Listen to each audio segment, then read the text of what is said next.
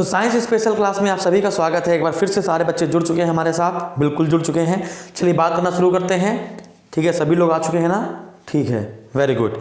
बात शुरू करते हैं जल्दी से। क्लास होने से पहले ही सारे बच्चे आकर बैठ जाते हैं, अच्छा लगता है इसको देखकर। तो हम लोग बेटा किस पर बातचीत कर रहे थे? हम लोग बातचीत कर रहे थे नर्वस सिस्टम पर। हम लोग किस पर बातचीत कर रहे थे? नर्वस सिस्टम पर, मीन्स तंत्रिका तंत्र पर। तो तंत्रिका तंत्र के हमने आपको बहुत सारे क्वेश्चन आपको बताए थे। तंत्रिका तंत्र का एक पार्ट हमने आपको पढ़ा चुके थे। इस तंत्रिका तंत्र के दूसरे पार्ट पे आप सभी का फिर से स्वागत हो चुका है। तो बहुत मजा आ रहा होगा पढ़ने में। देखते हैं भाई, तो मैं पुरानी चीजें कुछ रिकॉल कर देता हूं। सबसे पहला क्वेश्चन था स्टडी ऑफ नर्वस सिस्टम, है ना। तंत्रिका तंत्र का अध्ययन क्या कहलाता है? तो study of nervous system is called neurology. तो तंत्रिका तंत्र का अध्ययन न्यूरोलॉजी कहलाता है। हमने आपको बताया था इस नर्वस सिस्टम को क्या कहते हैं? अगर आपसे कह दिया जाए कि शरीर की सबसे लंबी कोशिका, शरीर की सबसे लंबी कोशिका, तो शरीर की जो सबसे लंबी कोशिका है वो आंसर क्या बताते हैं आप? तंत्रिका तंत्र बताते हैं। और इस तंत्रिका तंत्र की अगर आपसे यूनिट पूछ ली जाए, तंत्रिका तंत्र की इकाई क्या होती है? तो न्यूरॉन होती है। तो तंत्रिका तंत्र की इकाई होती है न्यूरॉन, और न्यूरॉन की संख्या हमारे शरीर में कम से कम 100 बिलियन होती है। ये सारी बातें हम लोग कर चुके थे, बस रिकॉल करवा रहे हैं ताकि अगर आप पहली बार देख रहे हैं तो आपको समझ में सब कुछ आ जाए और एग्जैक्टली जो क्वेश्चन बनता है वो सारे के सारे आपको समझ में आ जाए। और अगर आपको डॉक्टर बनने की इच्छा हो, नीट का पेपर भी देना हो, तो यहाँ से आराम से क्रैक हो जाए। तो जो हमारे बच्चे हमसे पढ़ रहे हैं वो नीट का पेपर भी अप्लाई कर सकते हैं, नहीं तो प्रैक्टिस सेट लगा सकते हैं। मैंने आपको जितनी बायोलॉजी पढ़ाई है एक एक क्वेश्चन डिट्टो वहां से प्राप्त हो जाएगा। लाइव क्लास में यही मजा होता है कि हम लोग बात कर करके पढ़ सकते हैं। ठीक है, तो तंत्रिका तंत्र की इकाई क्या है बेटा? तो न्यूरॉन है। न्यूरॉन कितनी होती है हमारे शरीर में? 100 बिलियन होती हैं। ये जो 100 बिलियन न्यूरॉन है ये सारी कार्य नहीं करती हैं। इनमें कुछ ही जो न्यूरॉन है वो सक्रिय होती हैं, लगभग 10 बिलियन, है ना। 100 बिलियन का 10 बिलियन जो न्यूरॉन है वो सक्रिय होती हैं, एक्टिव होती हैं, है ना। अब जो न्यूरॉन है इसके कई सारे पार्ट होते हैं। 3 पार्ट देख लेते हैं यहाँ पर। एक होता है साइटोन, एक होता है एक्सॉन और एक होता है डेंड्रॉन।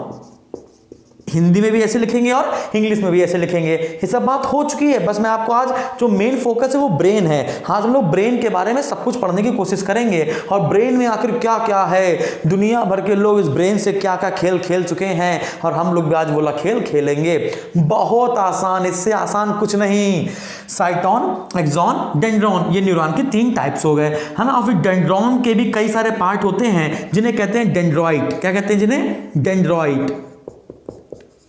ठीक है ना, तो जिन्हें कहते हैं डेंड्रॉइड्स। चलिए वापस आते हैं। तो हम लोग को क्या पढ़ना था? हम लोग को पढ़ना था तंत्रिका तंत्र। यहाँ पे तंत्रिका तंत्र बेटा 3 प्रकार की होती है। How many types of nervous system, है ना। सो 3 types of nervous system present here. तो 3 प्रकार की तंत्रिका तंत्र यहाँ पर होती है। सबसे पहली होती है केंद्रीय तंत्रिका तंत्र, सेंट्रल नर्वस सिस्टम। दूसरा होता है हमारे पास केंद्रीय तंत्रिका तंत्र के बाद पेरिफेरल नर्वस सिस्टम, परिधि तंत्रिका तंत्र, परिधि तंत्रिका तंत्र। और तीसरी हमारे पास होती है ऑटोनोमस नर्वस सिस्टम, मतलब कि स्वचालित तंत्रिका तंत्र। तो यहां पर हमारे पास 3 प्रकार की तंत्रिका तंत्र आ चुकी हैं। फर्स्ट है central nervous system, second is peripheral nervous system and third is autonomous nervous system. इस केंद्रीय तंत्रिका तंत्र को आज हम लोग को पढ़ना है। तो केंद्रीय तंत्रिका तंत्र की आपको परिभाषा लिखनी है। जल्दी से मैं बोल रहा हूं, कॉपी में नोट कीजिए जल्दी से कि केंद्रीय तंत्रिका तंत्र की परिभाषा क्या होती है। तो तंत्रिका तंत्र का वह भाग, कॉपी में नोट कीजिए जल्दी से। तंत्रिका तंत्र का वह भाग जो संपूर्ण शरीर, तंत्रिका तंत्र का वह भाग जो संपूर्ण शरीर और स्वयं की तंत्रिकाओं पर नियंत्रण करता है उसे केंद्रीय तंत्रिका तंत्र कहते हैं। नोट कीजिए। तो हमने क्या बोला? तंत्रिका तंत्र का वह भाग, तंत्रिका तंत्र का वह भाग जो संपूर्ण शरीर और स्वयं की तंत्रिकाओं को नियंत्रित करता है उसे केंद्रीय तंत्रिका तंत्र कहते हैं। तो इसकी परिभाषा क्या लिखते हैं भाई? इसकी परिभाषा यहां लिख देते हैं कि संपूर्ण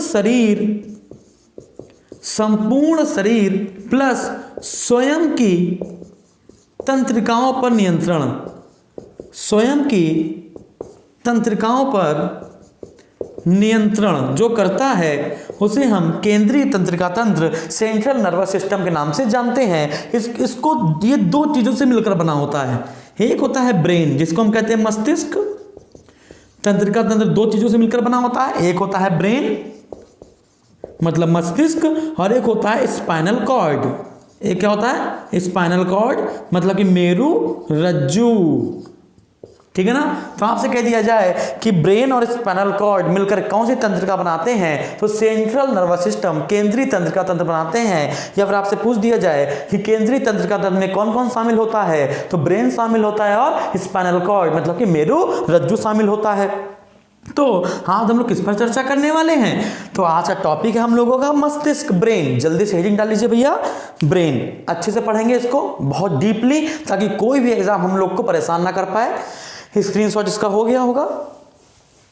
जो बच्चे नहीं नोट करते हैं कॉपी में, जिसको सिर्फ समझना होता है, वो सिर्फ स्क्रीनशॉट ले लिया करें और फिर रिकॉर्डेड वीडियो बाद में देख लिया करें।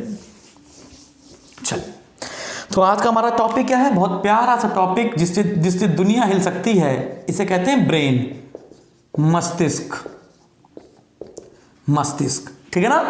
तो सबसे पहला क्वेश्चन ये है कि ये जो मस्तिष्क है ना, इसको कैसे पढ़ेंगे, इसको समझिए जरा सा। मान लीजिए कि ये ब्रेन का एक पार्ट हमने काट लिया है, ये है ब्रेन। आराम से समझिएगा सर, ठीक है ना। इसको ब्रेन मान लिया है। अब इसके ऊपर, ब्रेन के ऊपर क्या होती है? एक झिल्ली होती है, मेम्ब्रेन होती है। ब्रेन के ऊपर एक मेम्ब्रेन होती है, ठीक है ना। ये मेम्ब्रेन है, ठीक है, ये हो गई मेम्ब्रेन, ठीक है। अब इस मेम्ब्रेन के ऊपर स्कल होती है, खोपड़ी यानी हड्डी होती है। ये हो गई खोपड़ी यानी कि हड्डी हो गई है, ठीक है।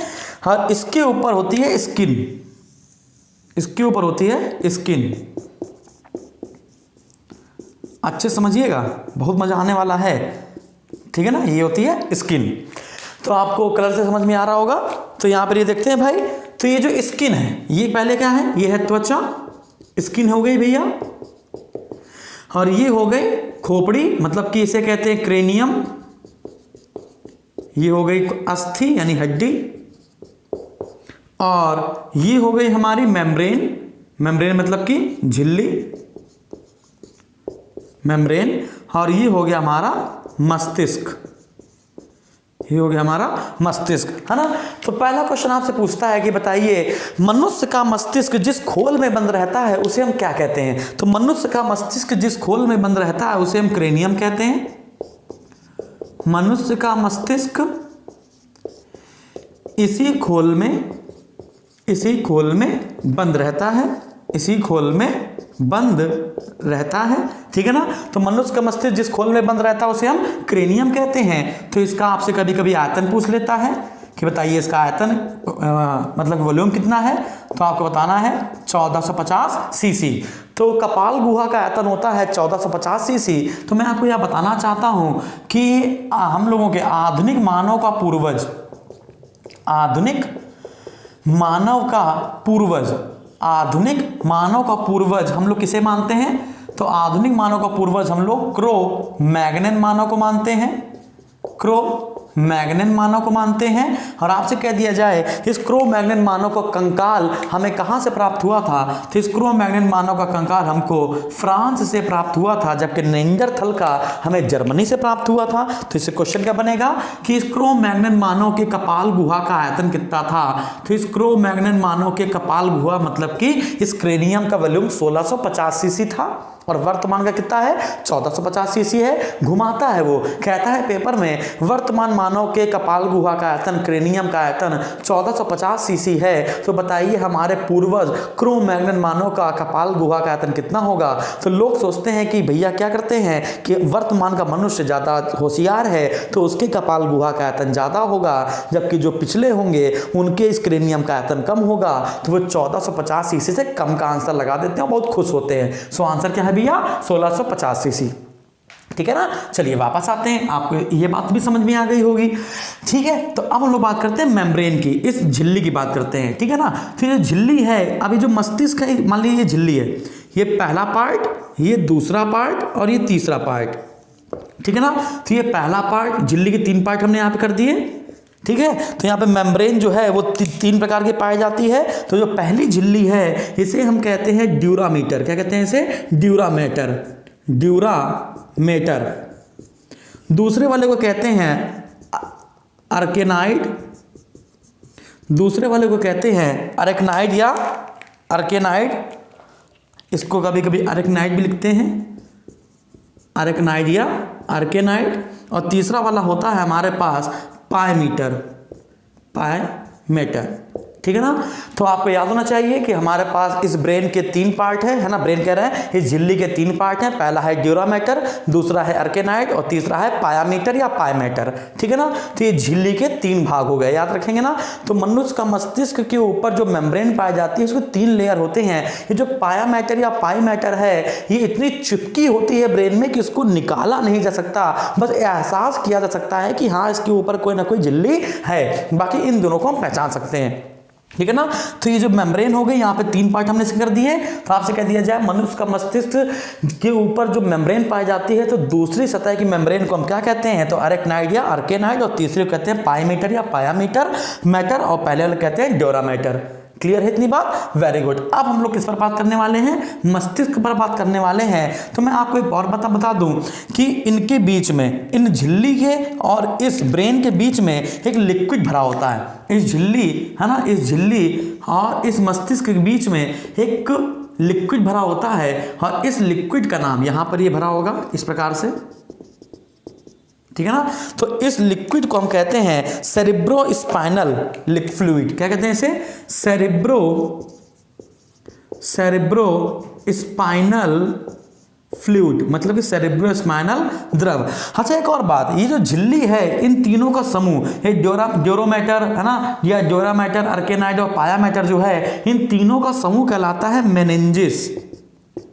मेनिंजिस, मेनिंजिस याद रखिएगा। तो ठीक है, तो हमने आपको वो डीपली बता दिया। तो डीपली अगर आपको पता करना है तो आपको याद रखना पड़ेगा कि मनुष्य का मस्तिष्क के ऊपर जो झिल्ली पाई जाती है उसे मेनिंजेस कहते हैं। और मेनिंजेस के 3 पार्ट होते हैं, ड्यूरामीटर, अर्केनाइड और पायामीटर। इसी मेनिंजेस में जब सूजन आ जाती है, इसी मेनिंजेस में जब सूजन आ जाती है, ये सूजन या तो वायरस की वजह से आ सकती है और या तो ये बैक्टीरिया की वजह से आ सकती है। तो यदि इस मेनिंजेस में स्वेलिंग आ जाती है तो इस रोग को कहते हैं मेनिंजाइटिस। क्या कहते हैं इसे? मेनिंजाइटिस कहते हैं। और इसी मेनिंजाइटिस रोग के कारण राजा राम मोहन राय की मृत्यु हो गई थी। राजा राम मोहन राय की मृत्यु हो गई थी। तो क्वेश्चन आपसे पूछ दिया जाए कि राजा राम मोहन राय की मृत्यु किस रोग के कारण हो गई, तो राजा राम मोहन राय की मृत्यु मेनिंजाइटिस रोग के कारण हो गई थी। ये जीवाणु से भी होता है और विषाणु से भी होता है। अगर आपसे कह दिया जाए राम मोहन राय को राजा की उपाधि किसने दी थी, तो राम मोहन राय को राजा की उपाधि अकबर सेकंड ने दी थी। हाँ, किसने दी थी? अकबर सेकंड। मुगल वंश का सेकंड लास्ट जो रूलर था उसे हम लोग अकबर सेकंड के नाम से जानते हैं। ठीक है ना। तो आपको मेनिंजेस समझ में आ गया, आपको मेनिंजेस के पार्ट समझ में आ गए, आपको मेनिंजाइटिस समझ में आ गया। तो क्रेनियम। अब हम लोग किस पर बात करने वाले हैं? इस पर, मस्तिष्क पर बात करने वाले हैं। तो इसको जल्दी से आप क्या कर लीजिए, नोट कर लीजिए। और अब हम लोग क्या पढ़ने वाले हैं? मस्तिष्क। हो गया होगा स्क्रीनशॉट? ठीक है, तो मैं अब आपको ब्रेन समझाने की कोशिश करता हूं, समझिएगा सर अच्छे से।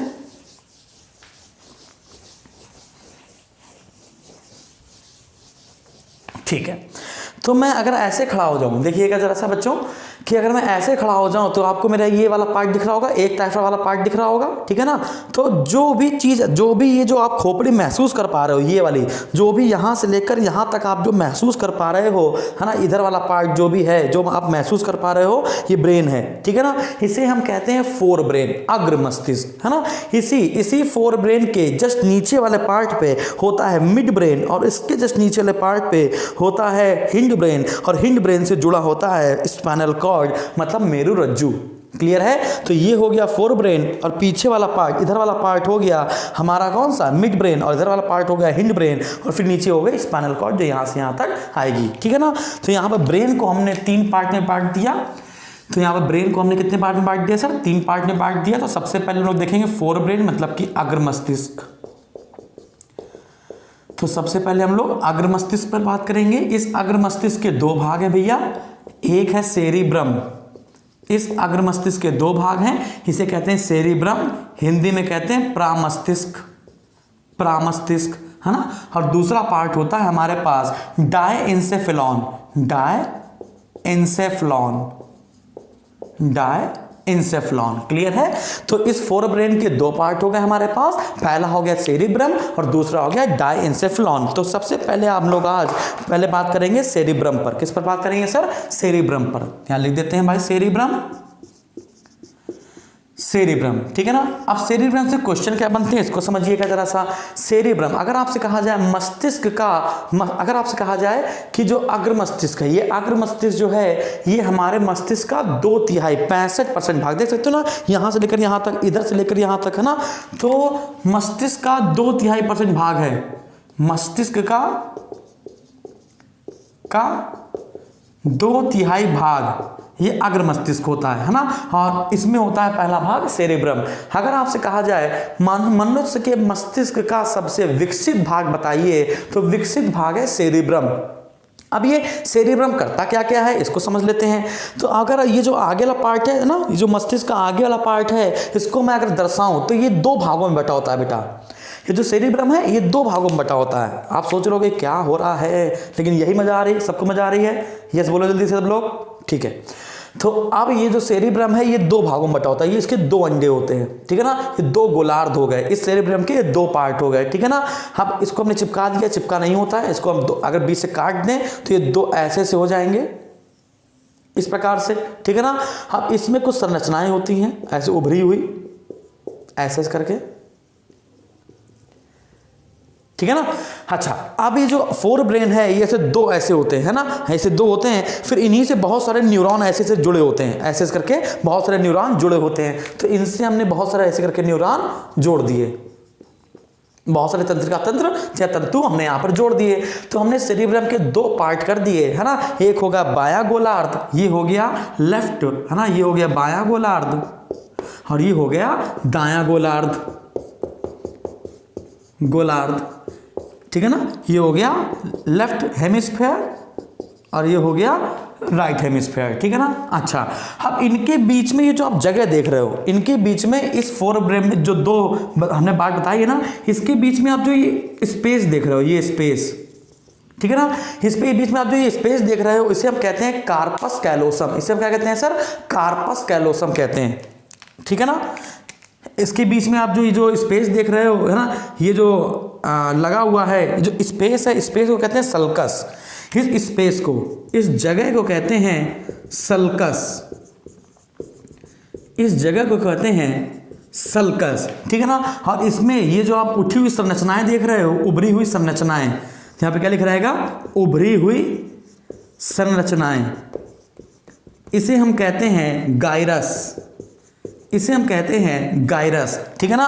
और ये जो बिलियंस ऐसे करके जुड़ी हैं, ये जो ऐसे करके बिलियंस इसमें करके इन्होंने जोड़ी हैं, इसे हम कहते हैं कार्पस कैलोसम, कार्पस कैलोसम,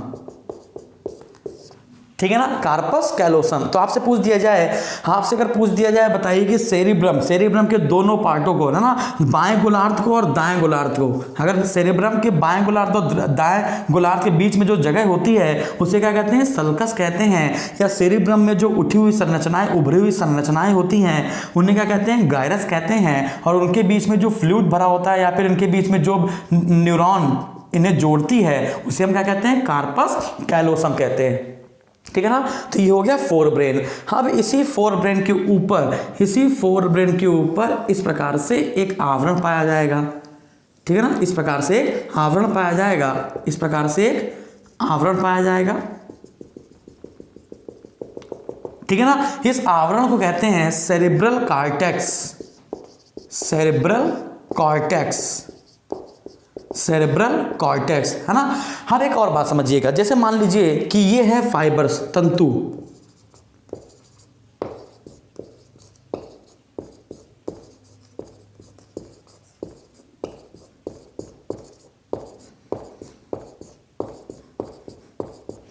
तो अगर ये जैसे ये फाइबर्स हैं, देखिए ये सब यहाँ पर ऐसे गुच्छा बना है, ठीक है ना। तो ये वाला जो पार्ट है, ये वाला हमने इसको बहुत जूम कर दिया है, तो हम आपको बता रहे हैं, अगर आप उसको दूर से देखेंगे तो ये हमेशा काला दिखाई पड़ेगा, ये हमेशा ग्रे रंग का दिखाई पड़ेगा, और ये जो बाहर ऐसे पूंछ नुमा गया हुआ है ये वाइट दिखाई पड़ेगा। तो अगर हम लोग सेरिब्रम को ऐसे देखें, अगर हम लोग सेरिब्रम को सिर्फ ऐसे उठा लें और ऐसे करके देखना शुरू कर दें, तो जो ऊपर वाला पार्ट है इसे हम कहते हैं ग्रे मैटर, इसे हम लोग क्या कहते हैं, ग्रे मैटर, इसे हम लोग क्या कहते हैं, ग्रे मैटर। और जो अंदर वाला पार्ट है इसे हम कहते हैं वाइट मैटर, इसे हम कहते हैं वाइट मैटर, ठीक है ना। तो आप याद रखिएगा, तो ग्रे मैटर क्या है, वाइट मैटर क्या है, ठीक है ना। तो सेरिब्रम के जो ऊपर वाला पार्ट है, सेरिब्रल कॉर्टेक्स वाला जो पार्ट है ना, वो क्या है, वो है ग्रे मैटर। और जो अंदर वाला पार्ट है जिसमें कार्पस कैलोसम है ना, सल्कस है, गायरस है, इसे क्या कहते हैं, वाइट मैटर कहते हैं, ठीक है ना। बस आप सुनते चलिए, जितना समझ में आए वो आपके लिए मोर देन सफिशिएंट है। लेकिन अगर आप IAS का पेपर देने जा रहे हैं तो इसको बिल्कुल भी इग्नोर नहीं किया जा सकता, वरना यहाँ पर दिमाग खराब हो सकता है, आप फेल हो सकते हो किसी भी पेपर में, ठीक है ना। और बाकी जो थोड़ा सा लो लेवल का पेपर दे रहे हैं वो इसको देखें, बस एंजॉय करें, समझ में आए तो ठीक है, वरना जो समझ में आएगा उतना ही पेपर में आना है, ठीक है ना। तो आपको समझ में आया व्हाइट मैटर और ग्रे मैटर कैसे बनते हैं, है ना। जब जो दो फाइबर होते हैं, जब वो जुड़ते हैं एक साथ, तो वहाँ पर एक गांठ नुमा पड़ जाती है, और इसका जो पूंछ होती है ना, उनको कहते हैं व्हाइट मैटर, और जो बीच में आ जाते हैं उन्हें कहते हैं ग्रे मैटर। मतलब जो सेरिब्रल कॉर्टेक्स है वो हो गया ग्रे मैटर, जो अंदर वाला पार्ट है उसे कहते हैं व्हाइट मैटर। तो यहाँ पर आपको सल्कस समझ में आया, गायरस समझ में आया, और कार्पस कैलोसम, है ना, कार्पस कैलोसम समझ में आया, ठीक है ना। आगे बढ़ते हैं। अगर आपसे कहा जाए सेरेब्रम करता क्या है, तो आपको यहाँ पर 3 क्वेश्चन याद करने हैं सबको। क्या, मनुष्य के दिमाग का सबसे विकसित भाग होता है सेरेब्रम, मनुष्य के दिमाग का सबसे विकसित भाग होता है सेरेब्रम। ये सोचने, समझने और याद करने की क्षमता सब सेरेब्रम में होती है। इसे बुद्धि और चतुराई का केंद्र कहा जाता है, इसे बुद्धि और चतुराई का केंद्र कहा जाता है। यहाँ पे 3 क्वेश्चन मैं लिख रहा हूँ, जल्दी लिखेंगे। क्या, बुद्धि और चतुराई का केंद्र, बुद्धि और चतुराई का केंद्र किसे कहते हैं, तो सेरेब्रम को कहते हैं। मस्तिष्क का सबसे विकसित भाग, मस्तिष्क का सबसे विकसित भाग कौन सा होता है, तो आप फिर से लगाएंगे सेरेब्रम। और तीसरा, इसका काम क्या है, सोचने की शक्ति, समझने की शक्ति, किसी कार्य को करने की प्रेरणा, कार्य को करने की प्रेरणा देने की शक्ति, प्रेरणा देने की शक्ति, ठीक है ना, याद करने की क्षमता, याद करने की शक्ति, है ना। इन सब पर कंट्रोल किसका होता है, तो इन सब पर कंट्रोल होता है सेरेब्रम का। तो आपको समझ में आ गया, याद करना, सोचना, समझना, आगे बढ़ना, ये सारा का सारा काम किसका है, सेरेब्रम का है, नहीं प्रामस्तिष्क का है। इस सेरेब्रम में हम लोग देखेंगे कि इस सेरेब्रम में 2 पार्ट होते हैं, इस सेरेब्रम के 2 पार्ट होते हैं। पहला पार्ट होता है हमारे पास, इस सेरेब्रम के 2 पार्ट होते हैं। पहला पार्ट हमारे पास होता है थैलेमस, और दूसरा पार्ट होता है हाइपोथैलेमस। ये 2 पार्ट दिख रहे हैं ना इसके यहाँ पर, है ना। तो इसको हम ऐसे काट देंगे, ऐसे, है ना। तो इसको ऐसे करके काट देंगे तो एक पार्ट हो जाएगा थैलेमस और एक पार्ट हो जाएगा हाइपोथैलेमस। सबसे पहले इसको नोट कीजिए जल्दी से, फास्ट। हमने आपको क्या बताया, सेरेब्रम सबसे विकसित केंद्र है। सेरेब्रम के 2 पार्ट होते हैं, ये इसको बीच से काट दिया जाए तो इसे कहते हैं बायां गोलार्ध, इसे कहते हैं दायां गोलार्ध। ये दोनों अलग अलग होते हैं लेकिन बहुत सारे न्यूरॉन से जुड़े होते हैं। इन जो न्यूरॉन से जुड़े होते हैं उन्हें हम कहते हैं कार्पस कैलोसम। क्या कहते हैं, कार्पस कैलोसम। अब जो बीच में स्पेस होता है इस जगह को कहते हैं सल्कस, और जो उभरी हुई संरचनाएं होती हैं उसे कहते हैं गायरस। जिसका गायरस या सल्कस बहुत कम विकसित हो पाता है वो बच्चे दिमाग से पागल पैदा होते हैं, ठीक है ना। जिनका गायरस और सल्कस विकसित नहीं हो पाता वो सब बच्चे क्या होते हैं, दिमाग से पागल होते हैं। रफ कर देते हैं इसको भाई। अब यहाँ पर हम लोग सेरेब्रम के 2 पार्ट देखेंगे। एक पार्ट होगा थैलेमस और दूसरा पार्ट होगा हाइपोथैलेमस। तो आपको ग्रे मैटर समझ में आया, नहीं समझ में आया कोई बात नहीं, क्योंकि वो एक्चुअली में ग्रे है, ठीक है ना।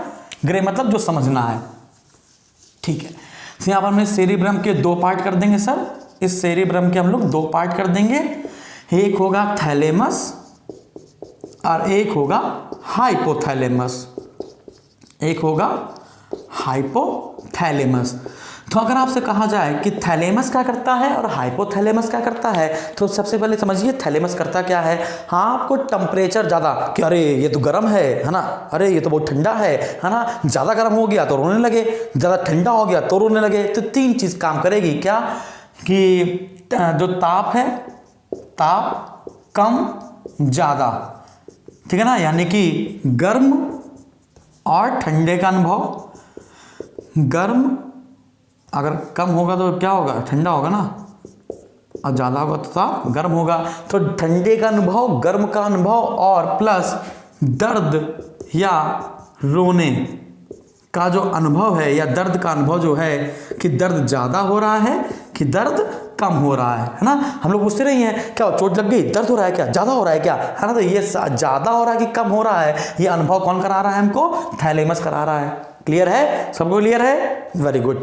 आगे बढ़ते हैं हाइपोथैलेमस। तो हाइपोथैलेमस में क्या होता है, आपको भूख लगी है तो कौन बताएगा, आपको प्यास लगी है, भूख हो गई, प्यास हो गई, ठीक है ना, आपको खुशी हो रही है, आपको गुस्सा आ रहा है, आपको डर लग रहा है ना, इन सब पर नियंत्रण,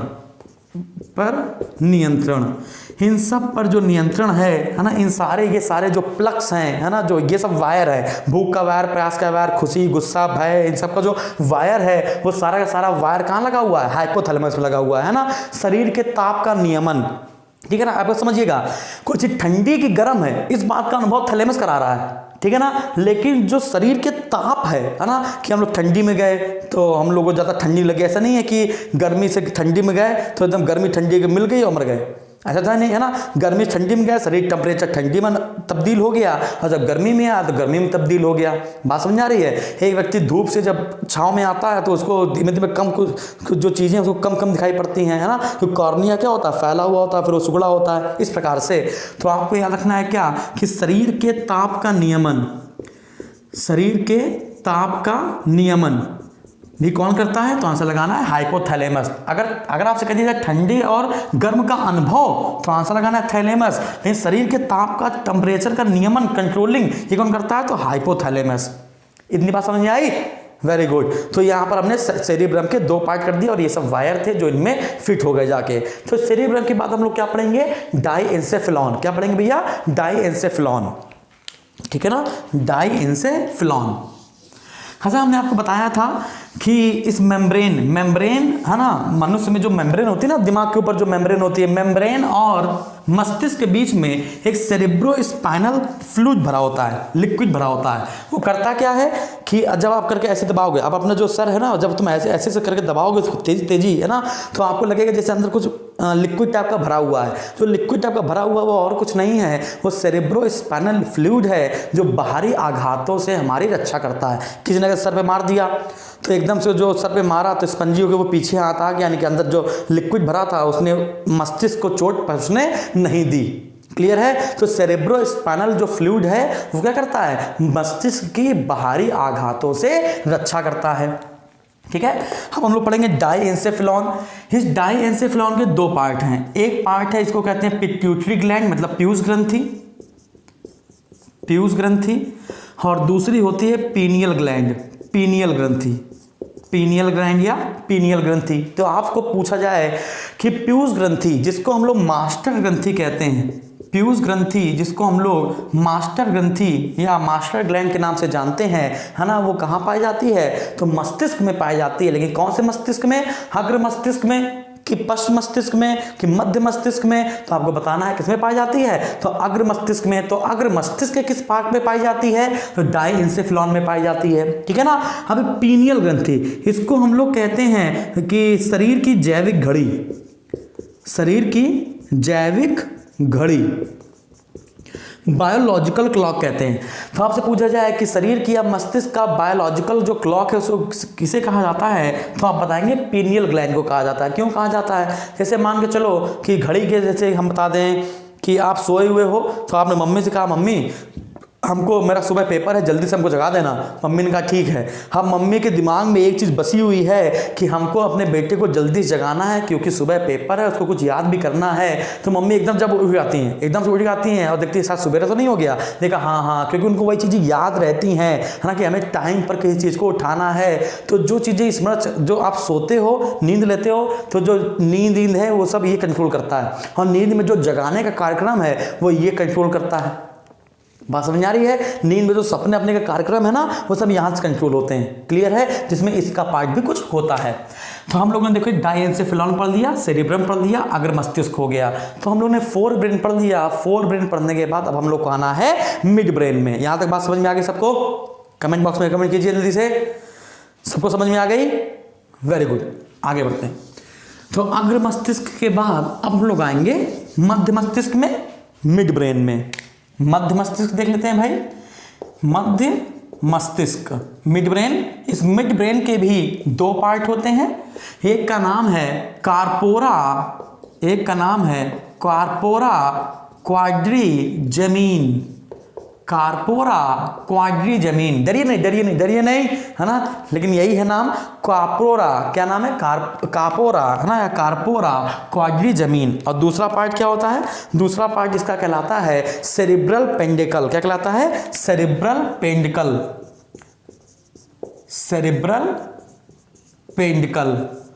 तो समझने की कोशिश करते हैं भैया। सबसे पहले देखते हैं कार्पोरा क्वाड्रिजेमिन क्या है। कार्पोरा क्वाड्रिजेमिन क्या है? कार्पोरा क्वाड्रिजेमिन क्या है? कार्पोरा क्वाड्रिजेमिन। अगर आपको याद ना हो तो अगल बगल के पड़ोसी का नाम धर देना, है ना, रख देना। और कार्पोरा क्वाड्रिजेमिन, तीन भाई थे मान लो, तीन भाई का नाम, एक का नाम रख दो कार्पोरा, एक का नाम रख दो क्वाड्री, और एक का नाम रख दो जेमिन। बस नाम याद हो जाएंगे। अब जो कार्पोरा क्वाड्रिजेमिन है ना, इसमें 4 लोब होते हैं, है ना, गुत्थे होते हैं 4 लोब। उन लोबों के नाम है, कुछ मतलब नहीं इसका, नहीं फिर भी हम आपको बता दे रहे हैं। जब इतना बता रहे हैं थोड़ा बहुत और बता देते हैं, ठीक है, ताकि कुछ छूटे ना। इसके 4 लोब होते हैं। जो सामने दिखाई पड़ता है उसे कहते हैं फ्रंटियर लोब, या इसको हम लोग कह सकते हैं क्या? Frontal lobe. क्या कह सकते हैं भैया? Frontal lobe. फ्रंटल लोब, है ना। उसके जो पीछे होता है उसे कहते हैं पैरिएटल लोब। क्या कहते हैं? Parietal lobe. Parietal lobe. उसके जो दाहिने होता है उसे कहते हैं ऑक्सीपिटल लोब। ये सामने हो गए, पीछे हो गए, दायां है बायां, ऑक्सीपिटल लोब।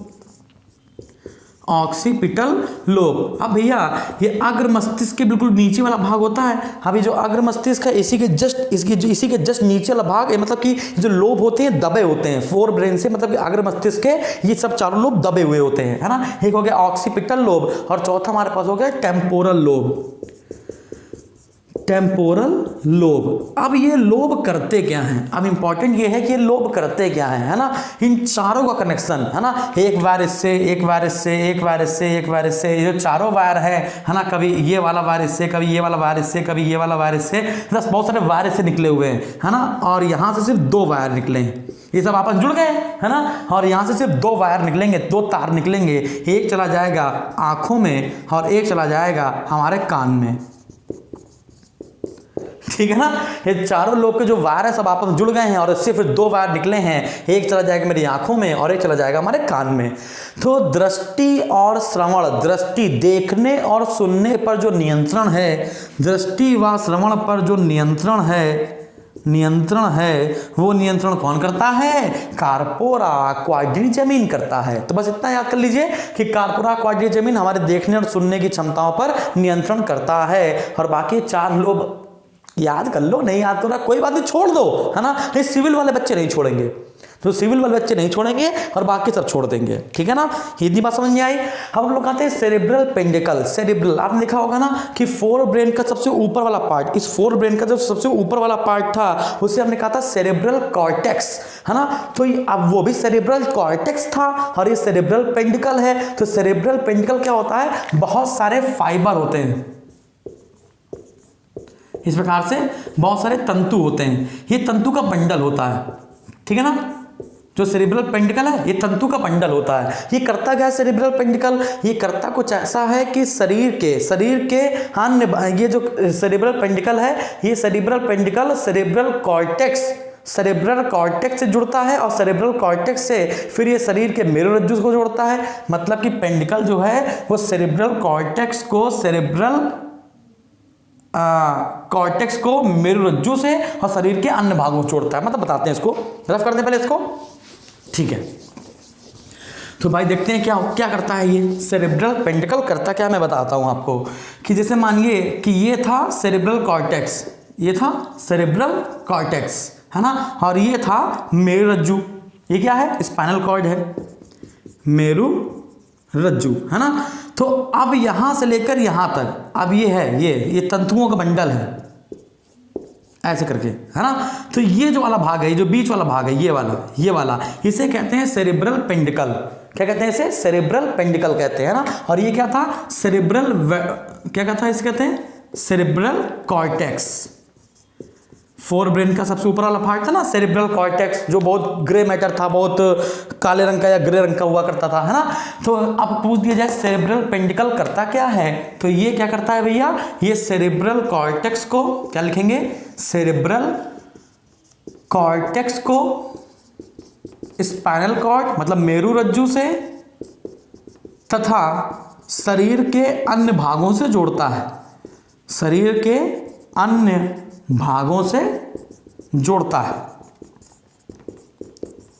तो याद हो गया आपको कि सेरिब्रल पेंडिकल का काम क्या है, यह तंतुओं का एक बंडल है जो सेरिब्रल कॉर्टेक्स को मेरुरज्जु से जोड़ता है। क्लियर है। तो ये हो गया मध्य मस्तिष्क, ये हो गया सर मध्य मस्तिष्क। अब हम लोग आते हैं लास्ट में हिंड ब्रेन पर, मतलब कि पश्चिम मस्तिष्क पर। रफ कर देते हैं इसको। अब हम लोग आते हैं पश्चिम मस्तिष्क पर। आई होप आपको सब समझ में आ रहा होगा। नहीं समझ में आ रहा, कोई बात नहीं, जितना समझ में आया है उतने में पेपर हो जाएगा, ठीक है ना। थैलेमस समझ में आया, हाइपोथैलेमस समझ में आया, है ना, सेरिब्रम समझ में आया, बस, है ना। अब हम लोग आते हैं पश्चिम मस्तिष्क पर। पश्चिम मस्तिष्क पर आते हैं। अब इस पश्चिम मस्तिष्क के भी दो भाग होंगे, इस पश्चिम मस्तिष्क के भी दो भाग होंगे।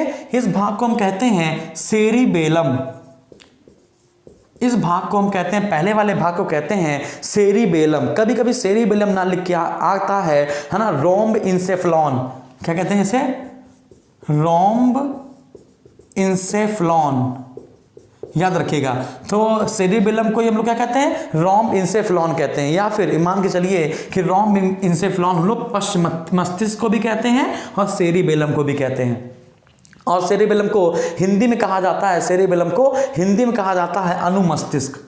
इसे हम लोग हिंदी में कहते हैं अनुमस्तिष्क।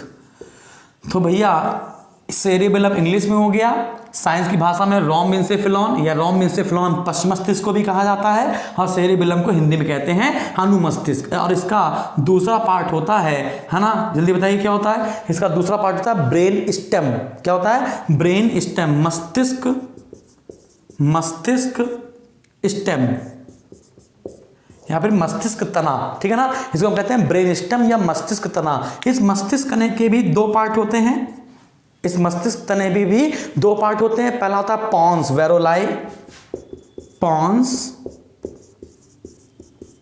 वेरोलाई, और दूसरा होता है मेडुला ऑब्लांगेंटा,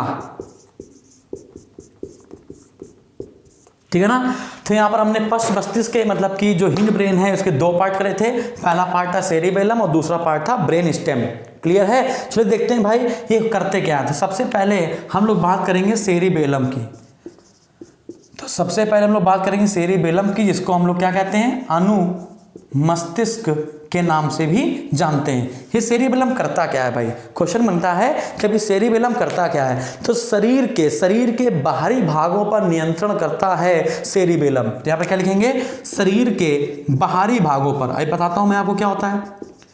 शरीर के बाहरी भागों पर नियंत्रण प्लस मांसपेशियों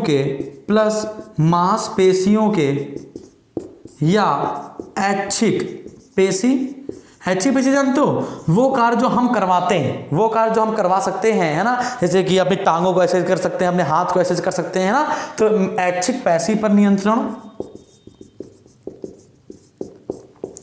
तो आपको समझ नहीं होगा शरीर के बाहरी भाग क्या हो गया, शरीर के बाहरी भाग हो गया कि हमने अपने करके हाथ ऐसे कर लिए, बाल ऐसे कर लिए, नाक को ऐसे घुमा लिया, है ना, आंखों को ऐसे कर लिया, क्लियर है। तो शरीर के बाहरी भागों पर जो नियंत्रण है वो सेरिबेलम करता है, शरीर के बाहरी भागों पर जो नियंत्रण है वो सेरिबेलम करता है। लेकिन जो शरीर के आंतरिक भाग है, जो शरीर के आंतरिक भाग हैं उन पर जो नियंत्रण है वो आपका मेडुला ऑब्लांगेटा करता है। क्यों कौन करता है, मेडुला ऑब्लांगेटा करता है। तो शरीर के बाहरी भागों पर नियंत्रण कौन कर रहा है भैया, तो शरीर के बाहरी भागों पर नियंत्रण कर रहा है कौन सा, हाँ सेरिबेलम कर रहा है, क्लियर है। बस इतना याद रखिएगा आप। इसे क्या कह सकते हैं, चलना फिरना, है ना, हंसना बोलना, हंसना बोलना, लिखना पढ़ना, लिखना पढ़ना, ठीक है ना।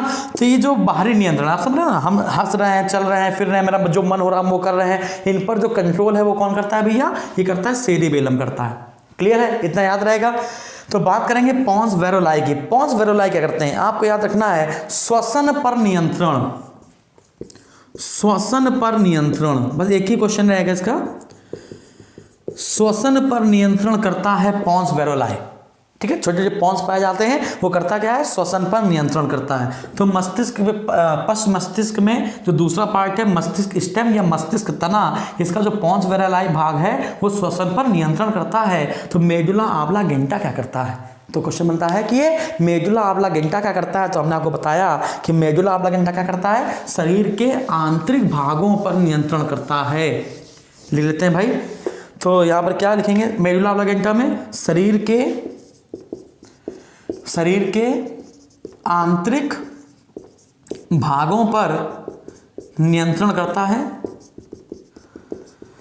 शरीर के आंतरिक भागों पर नियंत्रण करता है। तो शरीर के आंतरिक भागों पर नियंत्रण कौन कर रहा है, मेडुला ऑब्लांगेटा। अब क्या क्या नियंत्रित करता है इसको देख लेते हैं, है ना। तो भैया ये मेडुला ऑब्लांगेटा रक्तदाब, ब्लड प्रेशर, अब ब्लड प्रेशर अंदर से कंट्रोल होता है ना, तो ब्लड प्रेशर जो अंदर से कंट्रोल कर रहा है वो कौन कर रहा है, मेडुला ऑब्लांगेटा कर रहा है।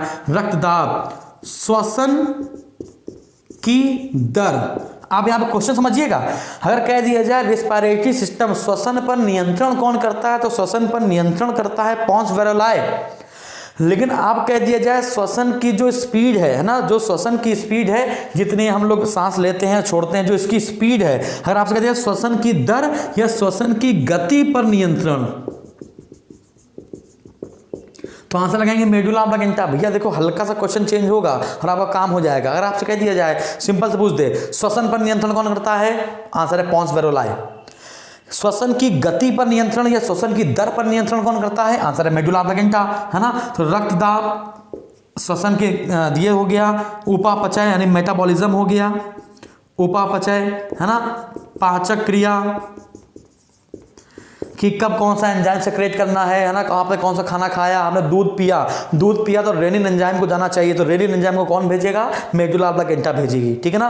आपको खांसी आने वाली है तो आप बता देते हो रुक जाओ, हट जाओ भैया खांसी आने वाली है। छींक आने वाली होती है तो छींक आने वाली होती है तो बता देते हो भैया हटो छींक आने वाली है, आप ऐसा मुंह बनाने लगते हो, है ना। आपको उल्टी आने वाली है, उल्टी आने वाली है, तो इन सबको होने से पहले मेडुला ऑब्लांगेटा आपको संकेत दे देती है कि आप ये करने जा रहे हो, लोगों को बता दो। ब्लड प्रेशर बढ़ने वाला होता है तो कहता है घबराहट हो रही, जल्दी हटो मेरा ब्लड प्रेशर लो हो रहा है या हाई हो रहा है ना, वो तुरंत ही सबको बताने लगता है। इतनी बात समझ में आई आपको, है ना। तो ये सब काम कौन बताता है, ये सब काम कौन कर बताता है, तो आंसर लगाना है मेडुला ऑब्लांगेटा ये करके बताती है, ठीक है ना। इन सब पर नियंत्रण ये रखती है, क्लियर। तो मेडुला ऑब्लांगेटा देख लिया, पोंस वेरोलाई देख लिया, सेरिबेलम देख लिया, सारी बातें हम लोगों ने यहाँ पर मस्तिष्क की समझ ली, ठीक है ना। तो मस्तिष्क के इतने पार्ट हम लोगों ने पढ़े। अब हम लोग इतनी बात में क्लियर है आपको, जल्दी बताइए सारी बातें क्लियर हैं सबको क्लियर हैं, ठीक है, यस। तो अब हम लोग देखेंगे ब्रेन से होने वाले रोग, ब्रेन में होने वाले रोग, ब्रेन से नहीं, ब्रेन में होने वाले रोग। अभी मैं आपको एक ओवरव्यू लूंगा, अभी मैं आपसे क्वेश्चन पूछूंगा तो आप क्वेश्चन के आंसर ही बताएंगे, ठीक है ना। ये जो वीडियो है मैं सबके लिए खोल दूंगा ताकि सारे बच्चे इसको पढ़ लें, क्योंकि बहुत इंपॉर्टेंट टॉपिक है, ठीक है। तो हम देखते हैं सबसे पहले ब्रेन काम कर रहा है कि नहीं काम कर रहा है। ब्रेन के कार्य का पता, ब्रेन के कार्य का जो पता है वो हम लोग किससे लगाते हैं, तो EEG से लगाते हैं, है ना। इसमें वैद्युत संकेत होते हैं आपके, जैसे नहीं एक पागल खाना होता है तो पागल खाना में देखा आपने 2 लगा दिए जाते हैं, ठीक है ना, फिर झटके दिए जाते हैं, उसे एक मशीन चलती है, वही तो है ये, ठीक है ना। इलेक्ट्रोएंसेफालोग्राफ,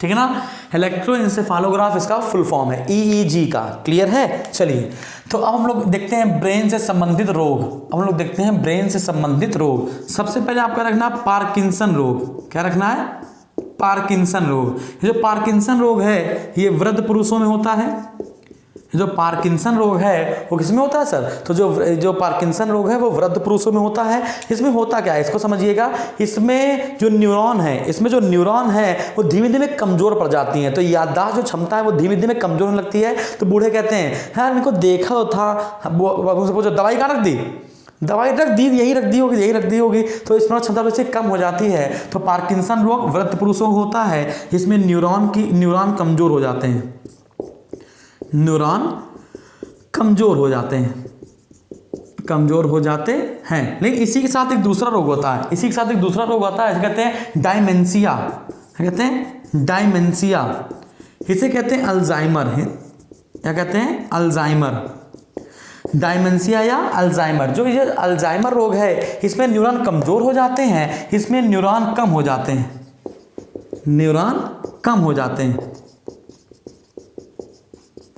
हैं, है ना। तो स्मरण क्षमता कमजोर हो जाती है, याद करने की क्षमता, स्मरण क्षमता कम हो जाती है। आपने नहाया आप भूल गए कि आपने नहाया था, ठीक है ना, आपने खाया आप भूल गए आपने खाया था, है ना, सांस लेना भूल गए, मजाक कर रहे हैं, ठीक है ना, समझ में आ रहा है सबको, ठीक है आगे बढ़ते हैं। तो इसमें न्यूरॉन कमजोर हो जाते हैं, इसमें भी स्मरण जो क्षमता होती है वो कम हो जाती है, इसमें भी स्मरण क्षमता क्या होती है, क्षमता कम हो जाती है। हमने आपको एक बताया था मेनिंजाइटिस तो हमने आपको बता दिया था, मेनिंजिस में सूजन आ जाती है, मेनिंजाइटिस। एक होता है कोमा, सर पे डंडा मार दिया, होश से नहीं आ रहा है, ठीक है ना, कोमा। एक होता है एंसेफेलाइटिस।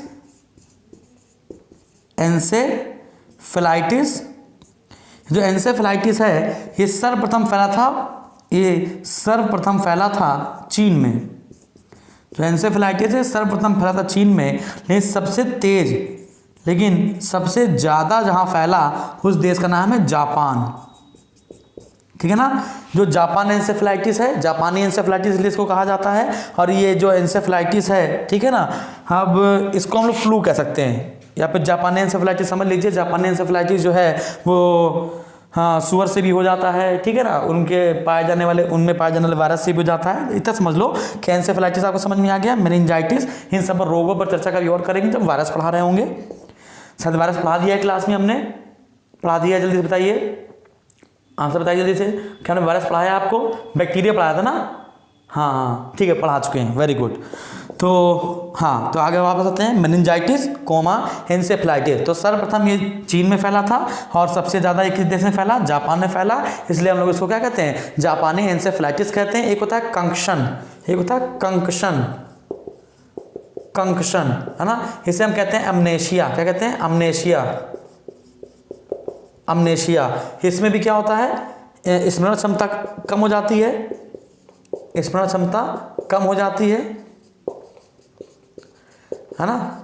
जाती है, तो अमनेशिया में भी चीज़ें याद होना बहुत मुश्किल पड़ जाती है ना। एक होता है सेरेब्रल पॉलिसी,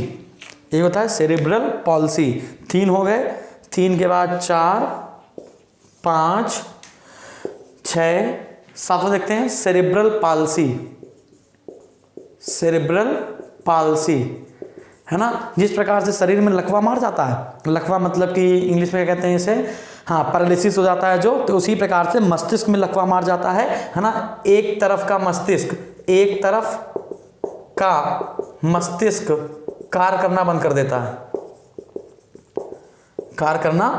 देता है, ठीक है ना। सेरेब्रल जो सेरेब्रोस्पाइनल जो फ्लूइड होता है वो भी बेकार होने लगता है ना। मतलब एक तरह मान के चलो कि इसे मस्तिष्क का पैरालिसिस कहते हैं। अगर आपसे कह दिया जाए कि ब्रेन पैरालाइज्ड हो गया है तो ब्रेन पैरालाइज्ड का मतलब होता है सेरेब्रल पॉल्सी। अब इसमें इधर वाला पार्ट हो सकता है या पॉन्स हो सकते हैं या कार्पस कैलोसम हो सकता है या पीनियल काय हो सकती है या पिट्यूटरी ग्लैंड, कोई भी एक पार्ट काम करना बंद कर देता है, इसे हम कहते हैं सेरेब्रल पॉल्सी। ठीक है ना।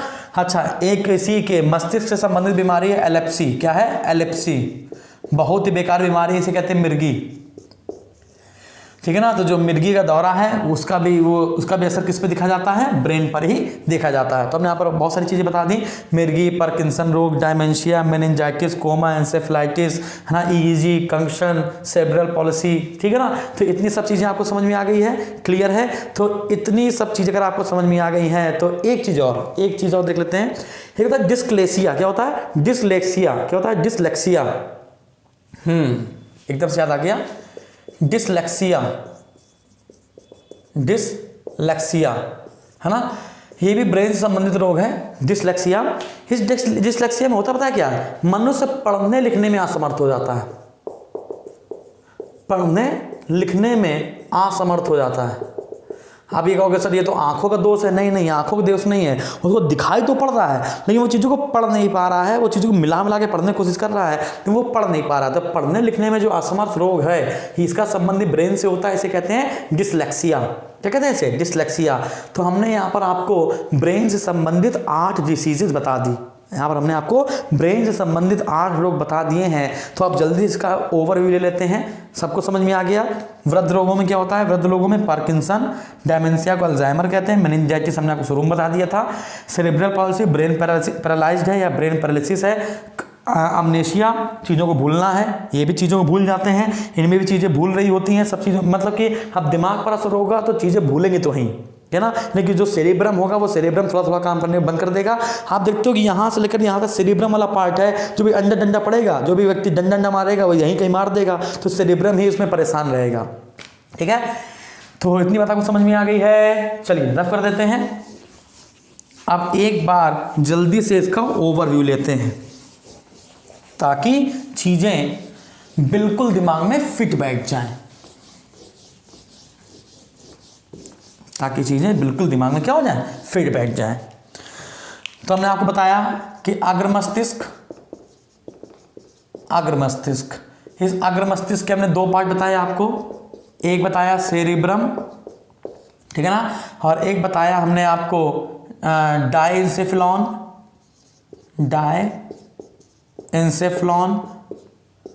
इस डाइएन्सेफेलॉन के हमने 2 पार्ट कर दिए थे। इस डाइएन्सेफेलॉन के हमने 2 पार्ट कर दिए थे और इसके भी हमने 2 पार्ट कर दिए थे।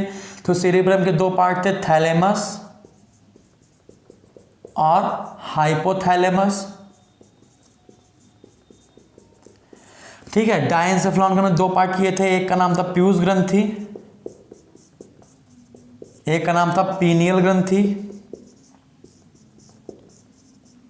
ठीक है। और इसके बाद हमने अग्र मस्तिष्क के बाद आएंगे मध्य मस्तिष्क में। मध्य मस्तिष्क के हमने 2 पार्ट कर दिए थे। एक कर दिया था हमने आपका, जल्दी बताइए, मध्य मस्तिष्क के हमने 2 पार्ट कर दिए थे ना। एक पार्ट क्या था? एक पार्ट हमारा था कार्पोरा, बता नहीं पाते हो? कार्पोरा, क्वाड्री जमीन, है ना। बस यही हो जाता है कि आप दूर हैं थोड़ा सा, इसलिए आप लोग हम डांट नहीं पाते, लेकिन क्लास में होते तो इतने बैंड बजा दिए होता हम। कार्पोरा, क्वाड्री जमीन, और दूसरा पार्ट होता है हमारे पास, अब तो बताइए जल्दी से, ऑप्शन जल्दी बताइए आंसर क्या होगा इसका। ठीक है, सेरिब्रल पेंडिकल। कुछ बच्चे होशियार होते हैं, वो तुरंत ही आंसर देते हैं हमारे आने से पहले ही। ठीक है।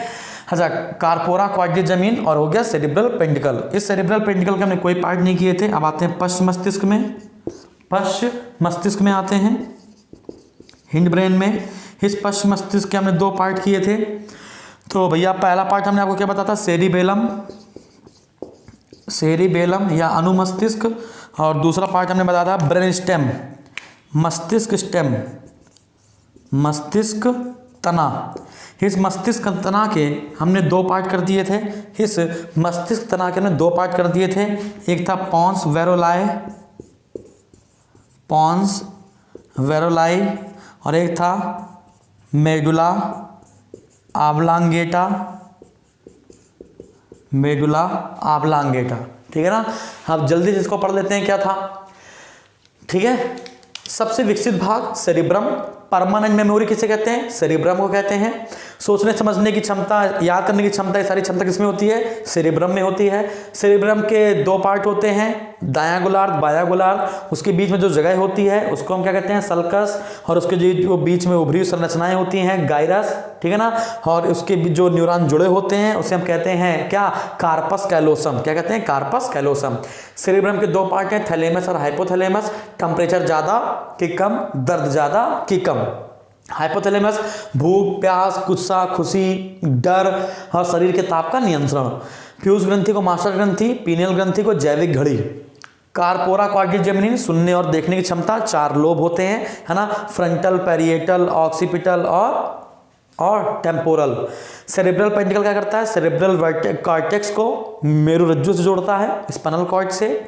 सेरिबेलम शरीर के बाहरी चीज़ों पर नियंत्रण करता है, जैसे शरीर के जो बाहरी अंग होते हैं या बाहरी एक्टिविटी होती हैं उन पर नियंत्रण करता है। जैसे कि बताया था मैं, चलना फिरना, दौड़ना, लिखना पढ़ना, हंसना हंसाना, ये सब चीज़ें, है ना। मस्तिष्क ना दो भागों में बटा होता है।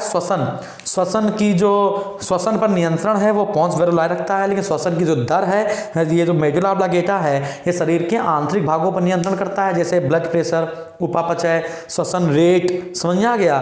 भूख नहीं, उल्टी आना, छींकना, खांसना, है ना, ये सब चीज़ें कौन नियंत्रित करता है? Medulla oblongata. ठीक है ना। हंसना तो ये सब यहाँ पर आएगा हाइपोथैलेमस में। ठीक है। आई होप आपको सारी बात समझ में आ गई हैं। जल्दी कमेंट बॉक्स में कमेंट कीजिए सारी बात समझ में आई। ब्रेन, इससे अच्छा ब्रेन कुछ नहीं है। सारे ब्रेन की एक एक छोटी से छोटी चीज़ हमने आपको यहाँ पे डिस्कस करी है। इससे ना कुछ आगे है ना इससे कुछ पीछे है। ठीक है। चलिए अब हम लोग अगले टॉपिक पे, अब जब हम लोग कल की क्लास चलेगी तो उसमें क्या पढ़ेंगे? मेरुरज्जु, स्पाइनल कॉर्ड और केंद्रीय तंत्रिका तंत्र के बाद पढ़ेंगे परिधि तंत्रिका तंत्र और स्वचालित तंत्रिका तंत्र। फिर हम लोग का जो तंत्रिका तंत्र वाला चैप्टर है वो पूरा फिनिश हो जाएगा। तो आज के लिए इतना काफ़ी रखते हैं। Thank you.